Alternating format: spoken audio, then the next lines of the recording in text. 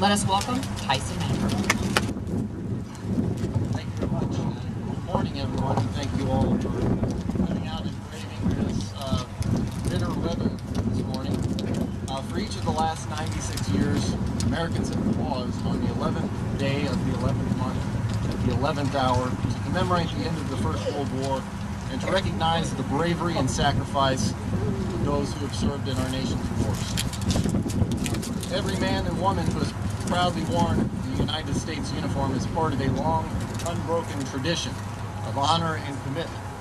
From Valley Forge to Vietnam, Kuwait to Kandahar, and Berlin to Baghdad, whenever and wherever the nation has called, Americans' veterans have answered with courage and resolve. Military service demands a special kind of sacrifice. Veterans don't get to choose where they'll live or what kinds of risks they'll be exposed to. Those decisions are usually made by folks in Washington, D.C. No one knows this truth more than the families of veterans, who also make many sacrifices of their own. During deployments, moms, dads, brothers, sisters, aunts, and uncles also face separation. For months and years, the stress of worrying about their loved one in harm's way is an incredible burden to bear. And for veterans who make the ultimate sacrifice, the lasting effect of their loss is felt by many. John F. Kennedy once said that a nation reveals itself not only by the men it produces, but also by the men it honors, the men it remembers. Never before have those words been more true. At a time when so many of our institutions have failed their social responsibilities, it is encouraging to know that so many citizens have not.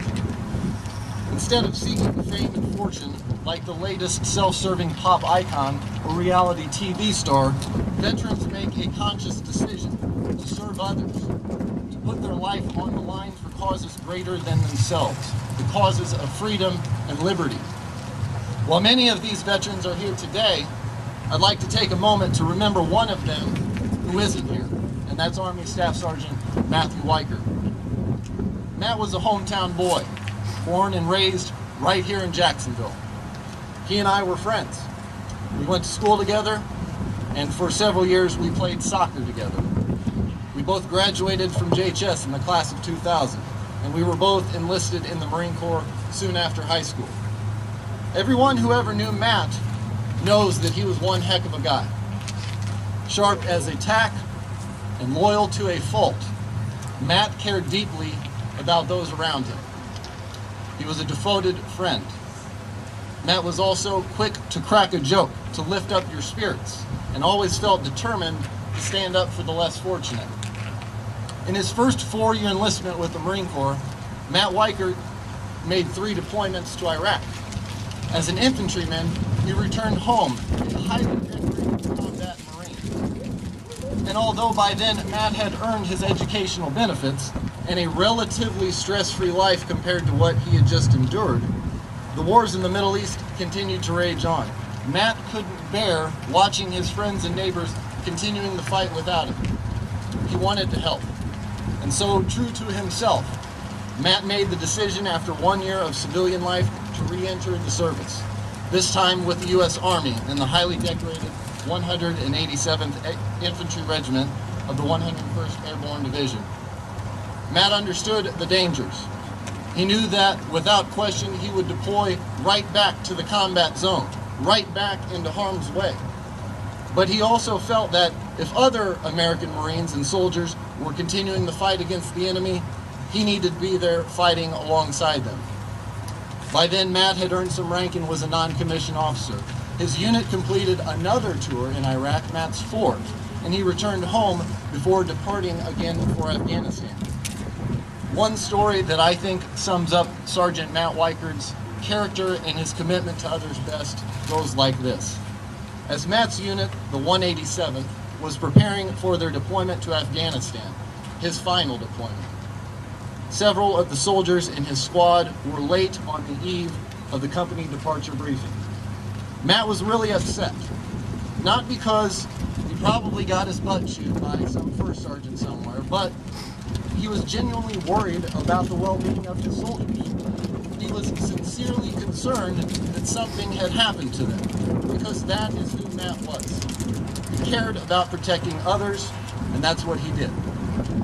Matt's unit deployed to Afghanistan, and several months later, he was killed by an IED while defending his comrades from enemy forces.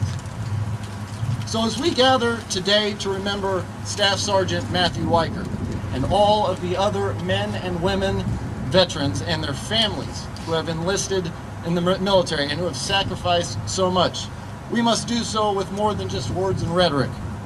It is indisputable that to our veterans, this nation owes a great debt. What is also indisputable is that our elected leaders have failed miserably in upholding their end of the bargain to our veterans. Currently, each day, 22 veterans take their own lives because they're being forced to wait up to a year to see someone about their problems.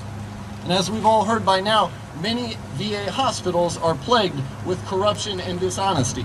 Many injured service members have to drive long distances just for routine checkups. And yet politicians are now saying we can't afford their care. It's good to see some of our local representatives out here today, and I thank them for that. But you will notice that not a single one of our representatives who just ran for office, who's been in every single parade and given every single speech since then, not a single one of them is out here right now. What's ironic is that those same politicians who put our brothers and our sisters into harm's way are always quick to pat each other on the back and boast proudly about how much we support the troops. Those same politicians walk in our parades and speak in our ceremonies, telling us how much they love veterans and appreciate their sacrifice. Well, I say, if that is really the case, then go beyond the words and the rhetoric. If you can afford to start wars, and if you can afford to bail out Wall Street, then you can afford to take care of our veterans.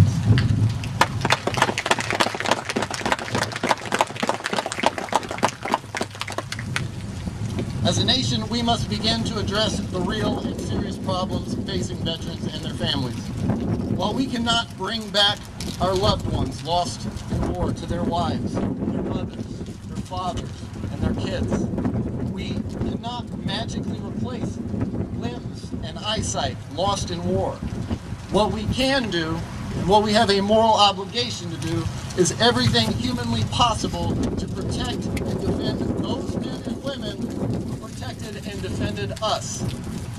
That we can do, that we must do. God bless you, God bless our veterans and our troops.